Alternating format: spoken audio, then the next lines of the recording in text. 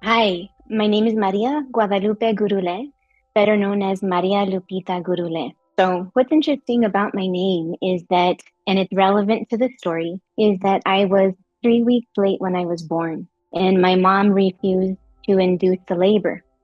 And she prayed to our Blessed Mother, Our Lady of Guadalupe, that if I was born and born healthy, that she would name me after her.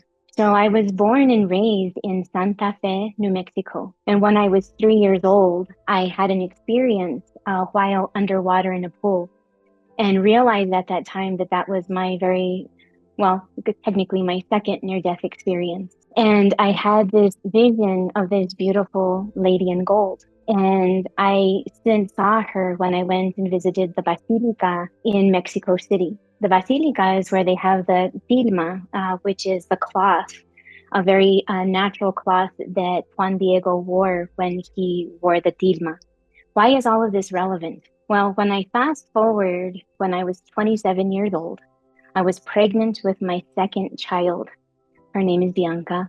And I had already a very difficult pregnancy with my first child. He and I almost lost both our lives during that pregnancy and during that birth. He was born premature, 10 weeks early. And I had an experience out of body at that time as well. And I was told that it still was not my time. So that happened when I was 25 years old. And when I was 27 years old, 2 years later, during the birth of my daughter, is when I experienced this near-death experience that I'm going to describe today. On the day that my daughter was born, it was scheduled. Like I said, had very difficult pregnancy. I had toxemia and preeclampsia, and I was going into a condition called HELP. My daughter was actually in distress, and I was put on bed rest immediately because especially after what I experienced with my first child. And they scheduled her birth the following Monday. So I had a stress test on Friday, went home on bed rest for the weekend,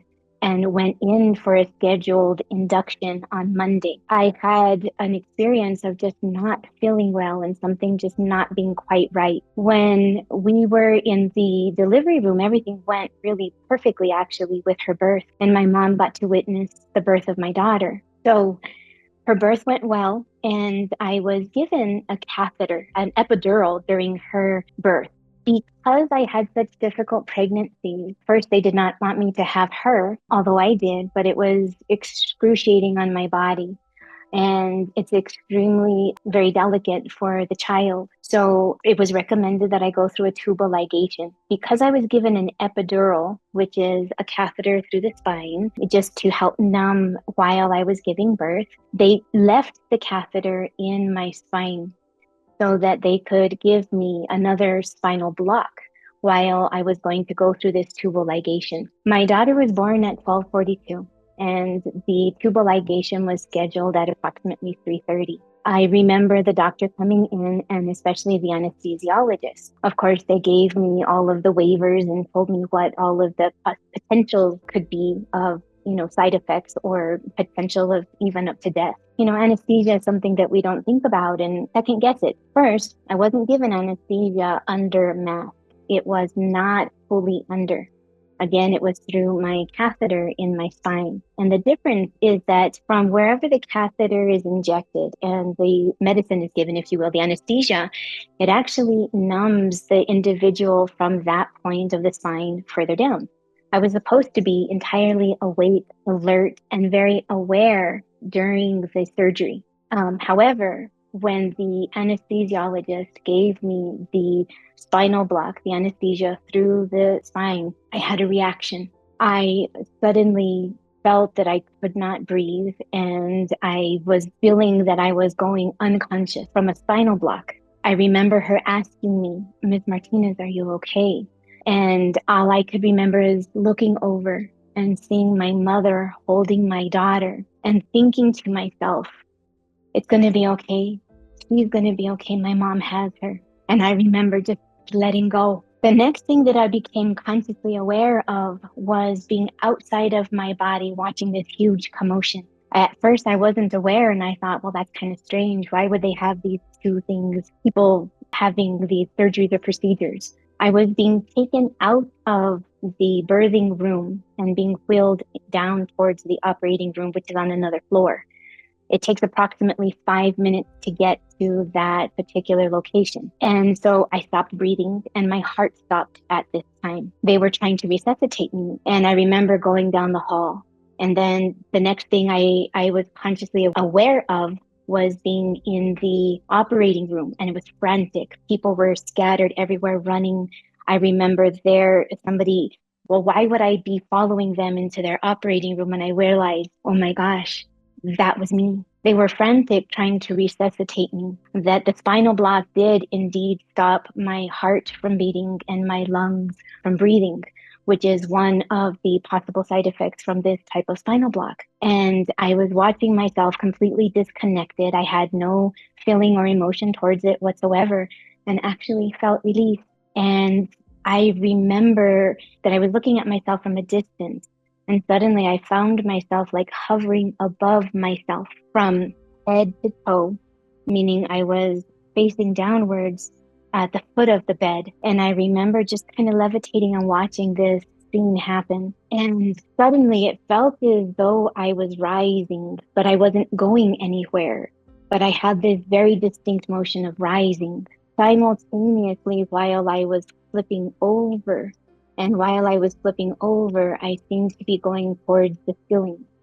I remember that there was a light within the room that was but a pinprick, and it seemed to consume the entire room. It wasn't as if I was going through a tunnel. For me, it felt as though this pinprick of light was consuming the room, that it was enveloping, and suddenly I found myself completely immersed and surrounded in this light where there was motion but no motion. And when I arrived, I had a distinct feeling as though I was in my body but had no awareness of a physical body. And it was one of the most incredible things I've ever experienced. It was a sound as though singing with music, but there was no singing and there was no music. I could feel the light around me. I could hear the light. I could feel it, and it was everywhere and through everything. I had this distinct feeling of being at such peace. I had absolutely no care, no worry, or concern for what I had just gone through. And I found myself just in this vastness of this light and became aware of a being, if you will. And I could not distinguish if it was an angel. It was not familiar, so I didn't feel like a living or a loved one who had crossed over. But it was the absolute most loving, most incredible energy that I could feel. I had a very distinct feeling of having a body, but I couldn't see their features distinctly. And I had a very distinct feeling of familiarity, and it was she being golden, which reminded me suddenly of this experience that I had when I was 3. And I was shown this image of myself at 3 years old, so excited, saying, "Is it time yet?" And being told, "No, it's not time yet." And I had this experience of being in her presence again. It is the absolute most loving, divine, nurturing energy. And what I recognized is that in my awareness and my knowing and my tradition, it was Our Lady of Guadalupe, but suddenly transformed into the Blessed Mother. And her form is indescribable. She has appeared many times upon the earth plane over periods of time, and I knew distinctly who she was. And as I was watching this scene evolve or develop in front of me, it was larger than life. It was enormous, but I had this distinct feeling in my smallness and presence in front of her. And I became very aware of this area in her heart center where I could see this flame that flickered like a reddish, burgundy-ish color. And I became very aware of this other color of blue, and they seemed to intertwine and dance together. And I remember like wanting to look. And as I peered through it, in the center of these two intertwined flames, there was this even brighter than this white that I was enveloped in. And I knew distinctly it was a place that I could not go. I've since called it the God center of the universe, that it was the ultimate, the one, the creator of everything. But I knew that I, even just trying to look and peer upon that piercing light, was just so overwhelming. So I stopped, and I looked, and I could see this flame that flickered like a reddish, burgundy-ish color. And I became very aware of this other color of blue, and they seemed to intertwine and dance together. And I remember like wanting to look. And as I peered through it, in the center of these two intertwined flames, there was this even brighter than this white that I was enveloped in. And I knew distinctly it was a place that I could not go. I've since called it the God center of the universe, that it was the ultimate, the one, the creator of everything.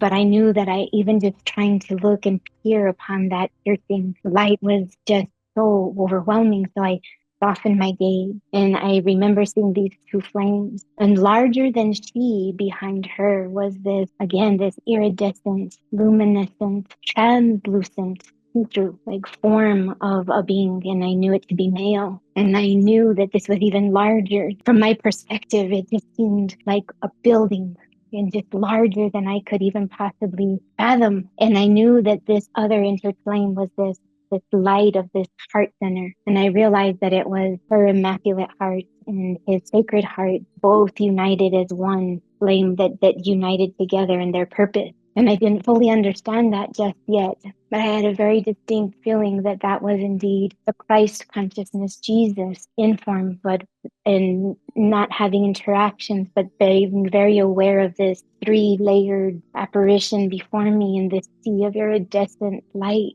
And I remember feeling as though I would fall to my knees, but feeling relief. At that moment, it was like she became embodied and I could feel these interactions like a conversation. Now just distinctly with her, although she was never separate from this energy and this image that I saw, but she would be more predominant is the best way to describe it. These energies being intrinsic and just being aware of how she carries it, I guess. And from that moment, I was given an opportunity and being told that there is absolutely choice. And from that moment, it was about understanding, making the choice. First, why I incarnated and why I went through something so difficult. And then either preparing myself for returning or accepting not returning. So she seemed to simultaneously like bid a farewell at the same time that other beings seemed to appear. And there were distinctly 3 or 4 of them. And in that presence, it was 3, but there was one that was further behind that seemed to stand off at a distance. And I know that I was moving at this time, but I wasn't conscious of how. I was being guided, but didn't know how. It was as though I knew with this conversation, communication of what was happening and being like escorted, if you will, to another location. And it was as if it was sudden, though. There was no movement. It was as if I moved and this place moved simultaneously, and it was almost instantaneous, but yet lapse of time. It was explained that there is no time on the other side. So that began a course of reviewing my life, reviewing situations that had occurred, abuses that I had endured, and things that I was about to experience. It was very interesting because this place that we went through, I knew it to be all knowledge. It was a location that is a preserve for scholars. I could see it for eternity. And I understood that there was, I don't want to call them books, but that's the most similar thing that I can describe it to being, is that they are the record of every individual soul's incarnation. And even though a single person has many, many incarnations, we have one singular book, but this was alive and it was in motion. And I understood it to be what I call the sacred living library. It is a web of energy that is all attuned and everything was happening. I knew that not only was it a library, but it was also a hall of records, but things were being recorded and being experienced simultaneously. So I stood on a platform and it was as though it would materialize, but yet be drawn. I would be able to open up this particular apparatus, but that yet it would also be displayed, that I could immerse myself into it as if it was real life and then trade places with another that I perceived to be my assailant or my perpetrator, to feel their perspective and to understand this happened what seems like an eternity, but yet instantaneously. And I was taken to another location for this healing, that as these experiences would come up, and in order for me to assimilate it in this extraordinary process, that I was taken to like this, what I would call a temple, if you will. And it had liquid light. And I remember being submersed into this liquid light that was of pure essence. And it was effervescent, and it would somehow cleanse and bind and purify and balance so that I can come back again and through this whole process. There were 4 particular groups, but 3 were primary while all of this process was happening. And it felt as though it was an entire lifetime. I was finally came to the place in this understanding of this final counsel. So between a process of review, a process of healing, and a process of assimilation, these were the three groups that I worked with, and they were each groups of three, and then another group of three. So a total of four groups of three. And this final group I knew to be of a caliber or of a quality that was wise and of counsel. And I remember having a feeling of fear in a sense. And that's the best way I can describe it, because there it doesn't exist, but yet I wasn't fully assimilated on the other side. I was still in between, straddling in this place with the ability to have access to human emotions and memory, while also having access to knowledge and wisdom that I was trying to learn. So as I met with this group of three council, it was having conversations about all the things that I had learned, had discovered, assimilated, and in their presence. And through these conversations, it was as though something, awareness, even beyond my knowing, occurred. It was as though I somehow was increasing and somehow unifying and expanding. And it seemed as though it was like a preparation of more of my energy. What I was told is that we all actually exist within 12, I want to call them dimensions, but there's also densities, and that we are all active within that, and that we actually have simultaneous incarnations. So there's a lot of energy that we ourselves as spirit have. We are grand spirit. We are part of this whole unified field where we are all actually one. We were given a piece. What I was told is a fragment, an undilute piece of the absolute that was hidden within us. So we were given a piece so that we could have peace. And that is the greatest mystery that all humanity has been trying to discover, is that hidden within us is something quite extraordinary. If we would understand and only learn that it is there. I was shown many, many things that in that place about the universe, about the galaxy, about black holes, about how even a black hole has life. We are all living within a sea of this living energy that I was shown as that living library, a sacred living library that is evolving, happening simultaneously, and all occurring. That we are creatures. Humanity on the planet Earth are creatures that were created so that we could actually discover this within ourselves, so that we could understand what we are, that we are a spirit that emerged from one, and we all operate as one. We are not separate. We come into ourselves in incarnations into the soul. And so there's a difference between the spirit and the soul. Both of those exist simultaneously. It is as though that spirit that was given, that undilute piece of the absolute that is hidden inside every single one of us, is dormant. And just on the outer layer of it, it's like a hidden seed that if we were able to tap into it. So people who are mystic, people who have had these extraordinary experiences, people who have been incarnate upon this earth to help humanity evolve, to get out of the karmic pattern of reincarnation. And that has been the biggest lie that we've ever been told upon the earth. We are energetic beings that are powerful beyond measure. And none of us can ever arrive unless all of us do. So what I was shown is that I chose to incarnate at this time so that I could actually help humanity. Every single person who is incarnate on this planet at this time has chosen that same thing. The Mayans were masters at timekeepers, and they were able to identify just a series of time that it takes approximately 25,000, almost 26, for the galaxy to completely circle. And for the galaxy to circle where the Earth would be in alignment with the galactic center. There's even articles on NASA that describe this particular event, and that it was on December 21st, 2012. And all that is a marking of a time and a shift and change. That our cluster of galaxies within the universe is actually coming together and is being concentrated into a more condensed energy. That there is an amplified energy that is now available to us that is awakening humanity upon the planet in spades. Whereas before it didn't as much because we were really immersed in this three-dimensional energy, third density energy. Fourth is more having to do with time, and we are evolving into the fifth density. So the fourth dimension, which is time, bridges the fifth dimension and the third dimension. When we're in the third dimension, all we experience is nothing but duality, opposite, separation. You, me, up, down, right, wrong, good, bad. And it doesn't feel good. So this energy that we are experiencing within our cluster of galaxies is this amplified energy. We as humans only see but a mere 5 to 6% of the visual spectrum.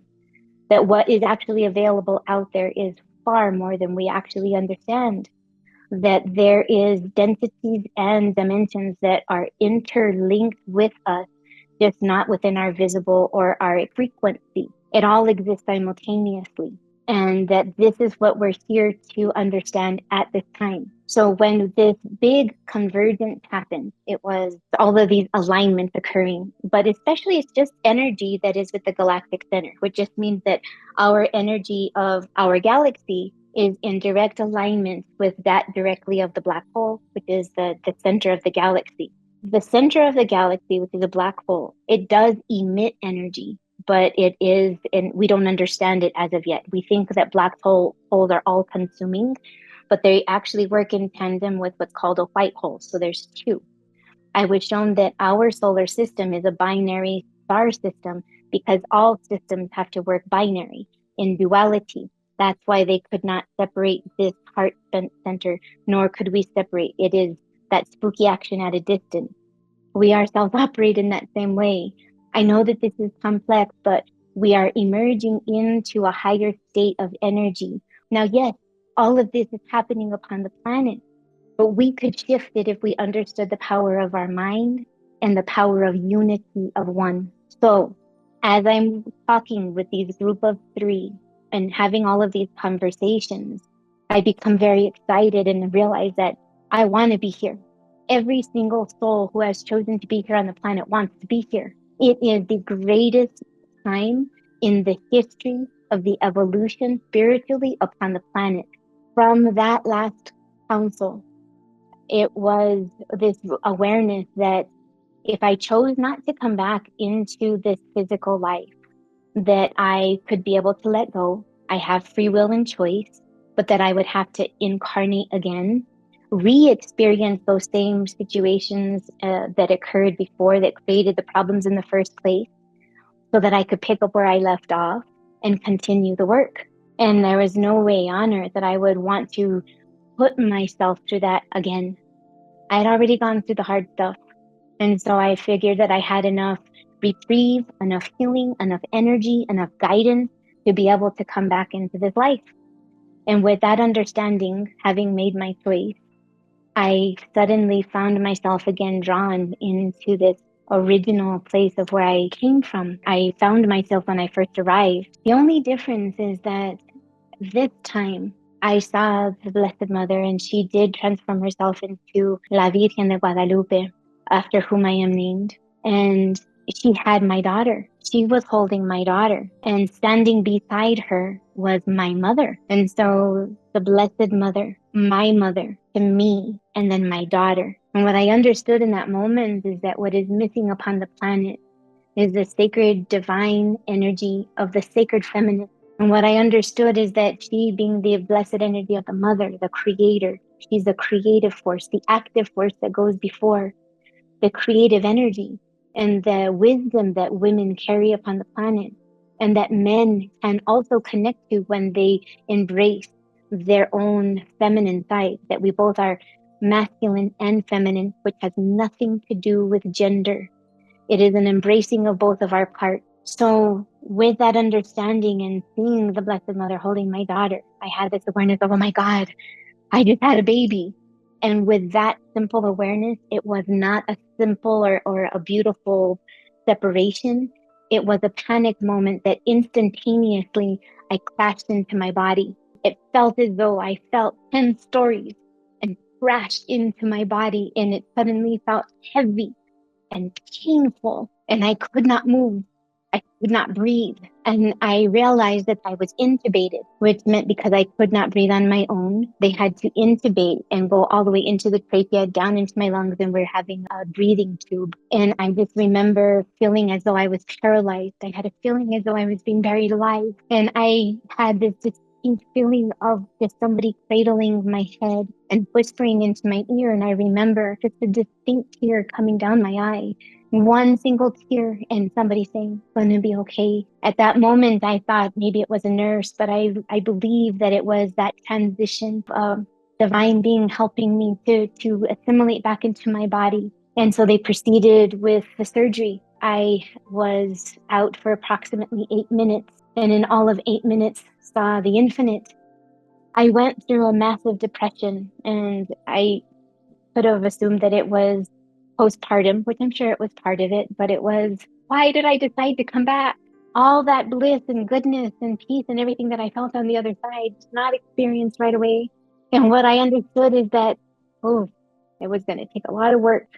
So there, after about 3 years, finally, I sought medical help and saw 3 different doctors. They wanted to prescribe me antidepressants, and because I thought I was going crazy. And I had a lot of difficulty reassimilating.